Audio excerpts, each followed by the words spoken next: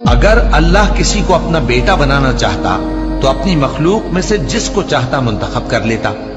वो पाक है, वही है अल्लाह जो अकेला है, बड़ा जबरदस्त है। उसी ने आसमानों और जमीन को तदबीर के साथ पैदा किया है और वही रात को दिन पर लपेटता और दिन को रात पर लपेटता है।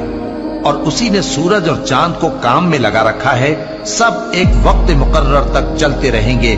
देखो वही गालिब है, बख्शने वाला है। उसी ने तुमको एक जान से पैदा किया, फिर उससे उसका जोड़ा बनाया, और उसी ने तुम्हारे लिए चौपायों में से 8 जोड़े बनाए। वही तुमको तुम्हारी माओं के पेट में पहले एक तरह, फिर दूसरी तरह 3 अंधेरों में बनाता है। यही अल्लाह तुम्हारा परवरदिगार है, इसी की बादशाही है, इसके सिवा कोई माबूद नहीं। फिर तुम कहां बह के जाते हो? अगर नाशुक्री करोगे तो अल्लाह तुमसे बेनियाज है और वो अपने बंदों से नाशुक्री पसंद नहीं।